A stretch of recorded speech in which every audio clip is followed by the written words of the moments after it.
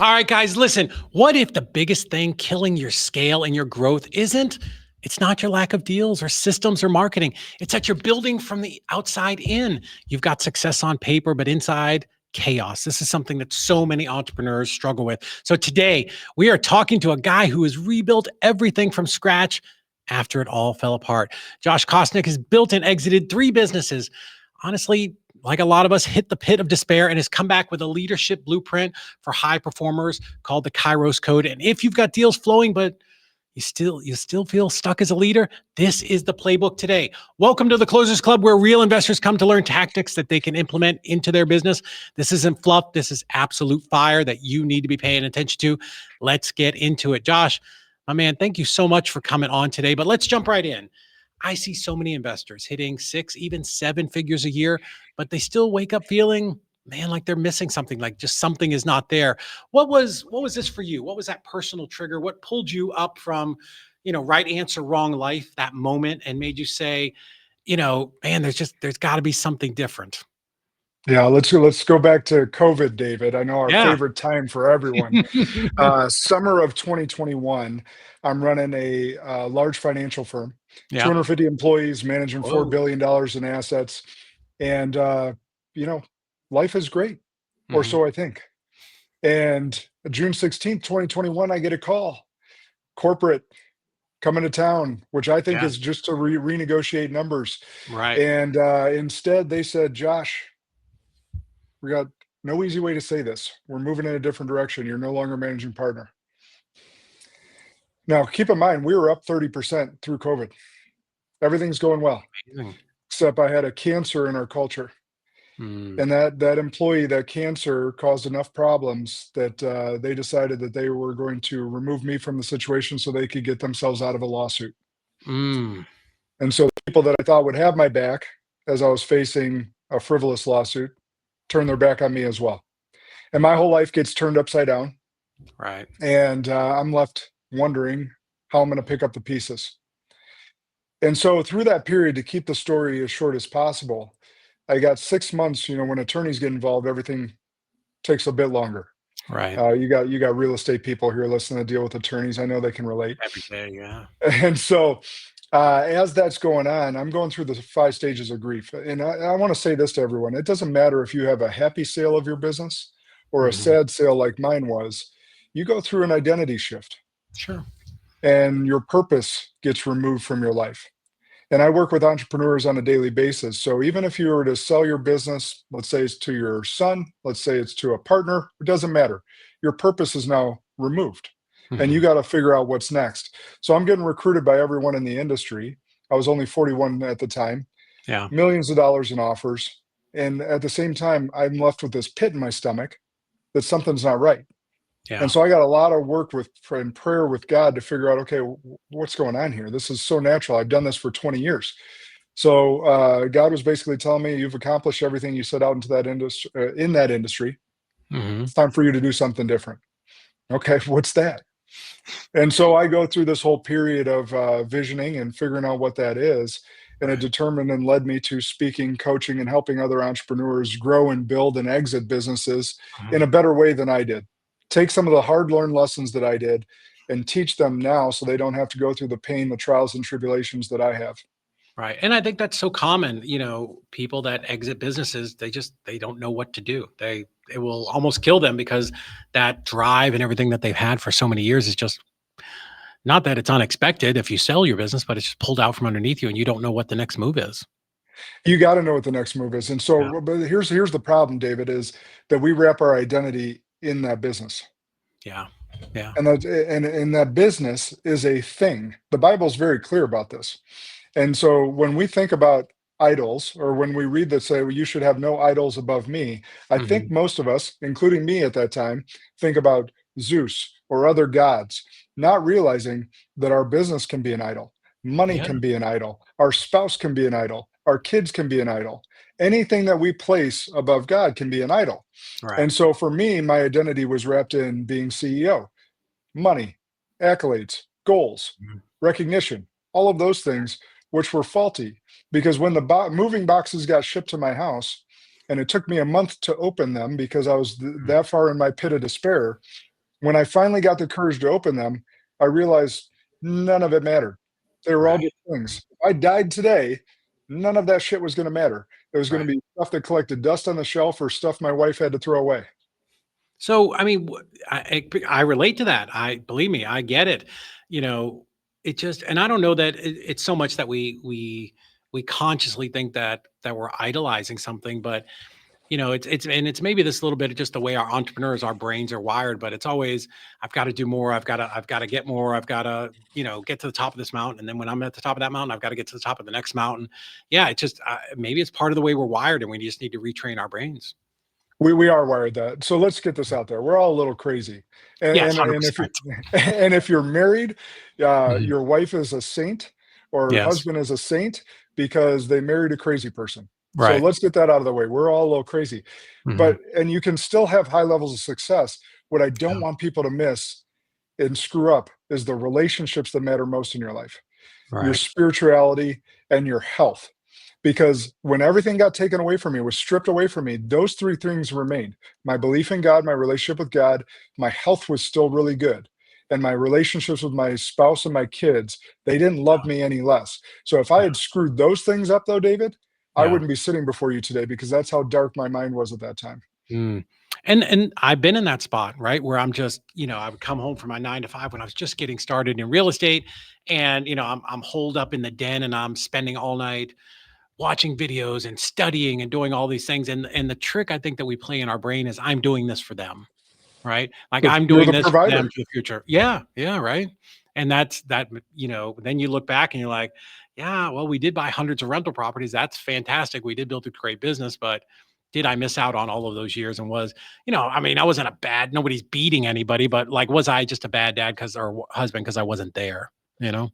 Yeah, here's the three questions when I open those boxes. Was I chasing God as much as I was my goals? Yeah. Was I pursuing my wife as strongly as I was pursuing recognition, the Yeah. next accolade, whatever it was? Was I spending enough time and attention with my kids as I was my work calendar? And the Yeah. sad answer to all three of those questions was no. Yeah. But what And happens? Why do we fall into that trap? Like what is the warning sign that we should be seeing or that entrepreneurs as they're coming up should be well, looking out for? let me say that it's not all our fault either. Yes, we are a little crazy. Yes, we are wired differently, but it's Right. also not all our fault. When we're kids, we always all of us get asked the question, what do you want to be when you grow up? Right. And we've probably asked our kids that as well. And then in high school, it gets reinforced with, what are you going to go to college for? And then in college, they go, what are you going to do with that degree? Mhm. And it's all circled around the what and not the who. So the more Mhm. appropriate question was like, who are you going to be or who do you want to be when you grow up? Yeah. And what values do you want to espouse? So I think that there's some societal conditioning around the what that we need to reframe because when we're framed around the what, we're placing our identity in our work instead of that's just a piece of who we are. Like I really hope that when my days are done, that it doesn't say Josh was a great entrepreneur as my epitaph. Yeah. I really hope that Josh was a loving husband, loving father, and maybe somewhere down the list was a brilliant entrepreneur.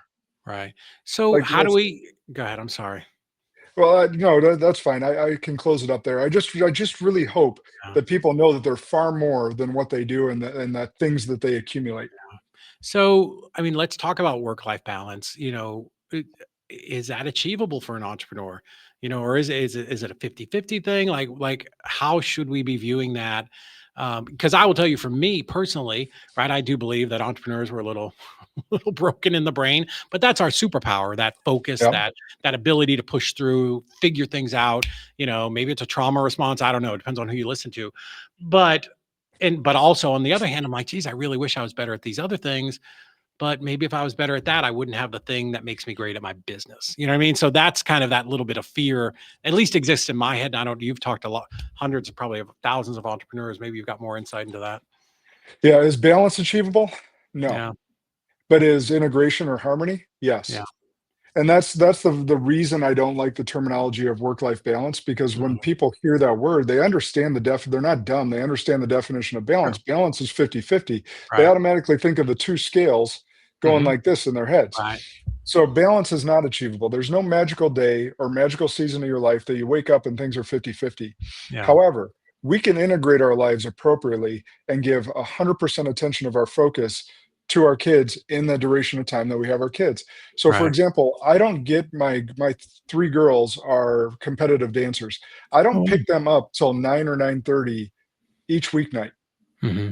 So even if I worked a normal calendar, a normal schedule, like a 9 to 5, which I don't, Right. but even if I did, I'm not seeing them till 9 or 9:30. That's not Yeah. balance. Right. But I can be highly integrated by I'm the one that picks them up. My spouse doesn't. Hmm. And I have those 15 minutes with them on the way home. And we have Yeah. some great conversations before we get home. Right. Yeah. And that was, that was one thing that I always tried to do because I had a dad who, when I was growing up, he was weird that we repeat the things that happened to us, but he was super like workaholic and all of those things and didn't, the one thing I wanted as a kid more than anything was just like come in the backyard and play soccer with me. Let's just kick the ball. And weirdly, we fall into that same trap. So yeah, that was, and maybe that was just the lie that I told myself, like the time that I am spending with my family or we're going on a trip or a cruise or traveling out, I want it to be peak time and I want to just be as focused on them as I can. And I try to be intentional and make sure that like my phone is down when I'm talking to people. So yeah, I've always struggled with work, the 50-50 work-life balance thing. You want a hack though? Sure, I'd There's a love it. hack I have. Okay. And this is for everyone. This will be great for everyone. You have your want tos and your have tos in life. Hmm. Your have tos are the ones that, as high achievers, entrepreneurs, you're gonna Hmm. get done. Those are Yeah. your have tos, right? Here's the mistake we make. We put our have tos in our calendar before our want tos. I Mm. want you to reverse that order. So, for instance, my girls' dance competitions are on the calendar for 2026. They were there a month ago. As Hmm. soon as I got them in my hands, they're on my Yeah. calendar because then I can't schedule over a uh, speaking event or a Hmm. business. I'm not flying out to a business that I coach. Right. They're in my calendar. I'm not scheduling over those. Date night with your spouse, your workouts, Hmm. whatever is important to you on your want tos have Yeah. to go on your calendar before your have tos. Because Yeah. if you don't, your have tos will bleed right into your want tos. So that's Hmm. just a quick hack and just reverse the mentality of it because you'll get it done. You're an entrepreneur, you're a high achiever, you'll get your have tos done. Yeah. I love that. So tell me a little bit about the Kairos code and kind of how you got there, how you figured that out. I never wanted to be an author. Was not ever on my radar. And Really? now I'm a USA Today featured best author on my debut book. It's really humbling, and the feedback's been amazing. My English teachers would be absolutely shocked if they're still alive today. Yeah. Um, but it was what God was putting on my heart was the lessons I learned in my pits of despair Right. were not just for me. They were meant for the world. And hopefully that they can learn some lessons before they have to go through the hard lessons that I went Mhm. through.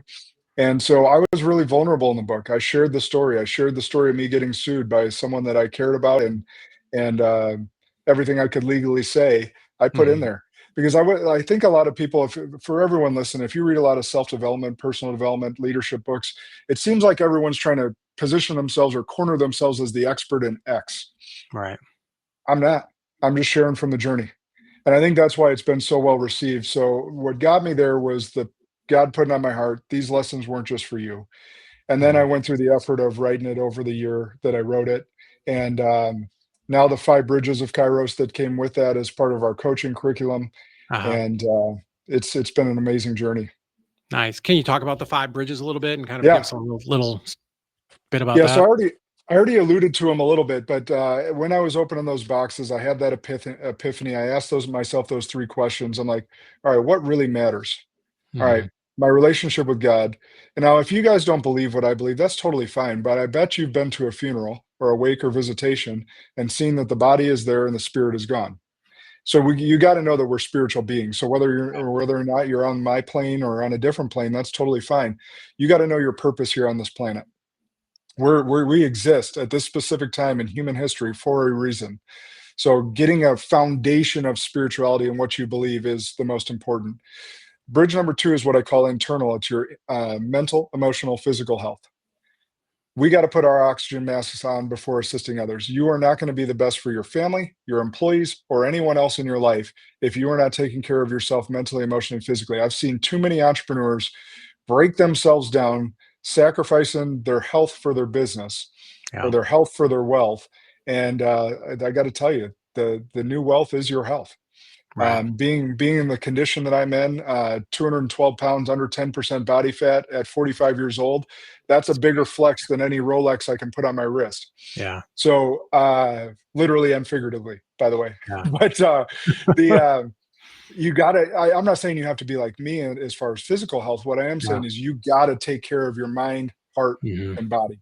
Yeah, And and I can tell then you for me at 54, that's become a big focus the last year or so, you know? good. Just Yeah. continue on the journey. Just because I think the goal for us is, we've seen parents, grandparents, people just not be on that health phase, and the end Yeah. of their life is so decrepit and Mhm. in hospice care or whatever. We can't always control it, but I want to control it as long as I can. Yeah. I want to live as long as I possibly can, as healthy as I possibly can.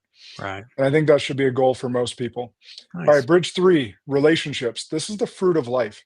This is where I see too many entrepreneurs sacrifice their family for their employees or their business. And you got to know that these people, that your spouse chose a crazy person, they took a bet on you, Yeah. and make sure you hold that relationship sacred. Your kids, they didn't choose to be brought into this world. You chose for them to be brought in this world. Hold those relationships sacred. So the relationship order is God first, yourself second, your spouse if you have one, your kids if you have them, then everyone else. That's the prioritization. Mhm. But relationships are the fruit of life. Don't screw them up. Please don't Yeah. screw them up, because Yeah. hopefully your most sacred relationships will be around you at your deathbed. Your business won't. That's Maybe true. some of your employees will show up around at your funeral, maybe, Maybe. but I really hope your family and loved ones are. Right. And then fourth bridge is environment, what I call environment, but it's really the bridge we all skip to. It's your professional, your financial, and hopefully you mix in there some creative and joy. But this is the one we all skip to. I still want you to be wildly successful. I just don't want you to screw up the order. I want to be wildly successful as well. Yeah. Just don't screw up the order. And then the Right. fifth bridge, if we get the first four right, is legacy bridge. The Mm. two things people get wrong about legacy: one, we think it's 30 years from now Mhm. because we don't think we're going to die for a long time, even though we are cognizant that we could die tonight. We just don't think it's going to be us. And the second thing they think about legacy that's wrong is it's about things, and it's just not. So let me dispel those two myths quick. You're leaving your legacy every single day you're blessed to wake up, in every interaction you have with another human being, every Mhm. action you take, or every action you don't take.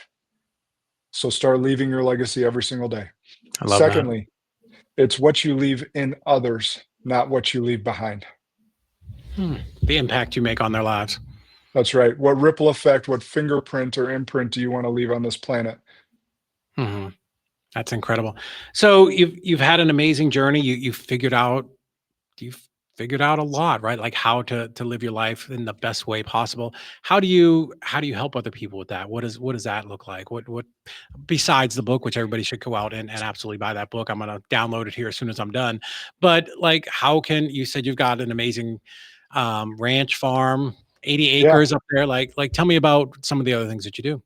Yeah. So all of my coaching is based on the five bridges outside of the EOS work I do. And if those are Yeah. familiar with EOS, Mhm. um, I added that in because I think two owners or entrepreneurs struggle with two major things and then 136 little issues under there.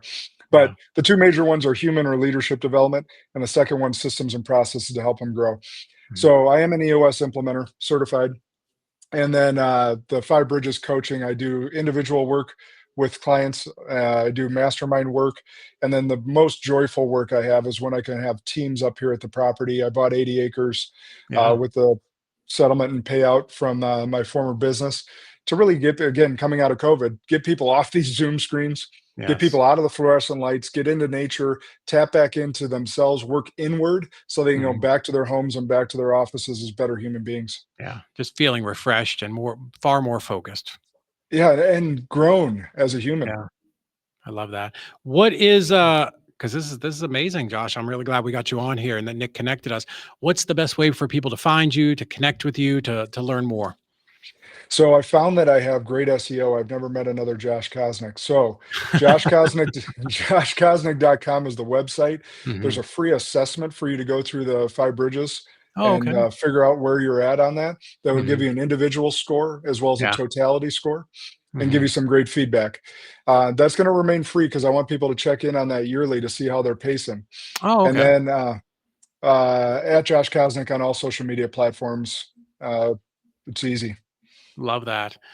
Josh, thank you so much for coming on. Listen, guys, Josh is the absolute go-to for high performers that are ready to do more than just some more transactions, right? He's just talked about the system that he has built where leadership and alignment and scale actually come together, right? And how you become just a better person on the side of that, on the other side of that, not just for you, right? But for everybody in your circle. So, if you want more than just another deal, right? Go to joshkosnick.com. But also grab his book, The Kairos Code, absolute bestseller. And I cannot wait to download it. I'm going to grab it here as soon as we're done. But do what I'm going to do. Take that life. I'm a little nervous, Josh. I'll tell you, I'm going to take the assessment today. I'm a little nervous, and I'm sure a lot of people think they're going to do better on it than they actually do. But listen, guys, if you got value from this, make sure that you follow Josh, subscribe, and drop a like, and make sure you just send this to somebody who might need this in their life, because this is the one thing that we don't really get to talk about a lot. A lot of it's just very tactical things about your real estate or your investment business, but this is the other side. This is the real fulfillment after you make the money. So for me, I wish I had fixed a lot of these things early on. So Josh, I really appreciate you coming on, man. It was awesome. It's been a pleasure, David. I'll just leave everyone with just this. Like, you deserve to live your best life outside of your business as well as inside your business. Yeah. So let's start stepping into it. Awesome. I love that. Thank you so much.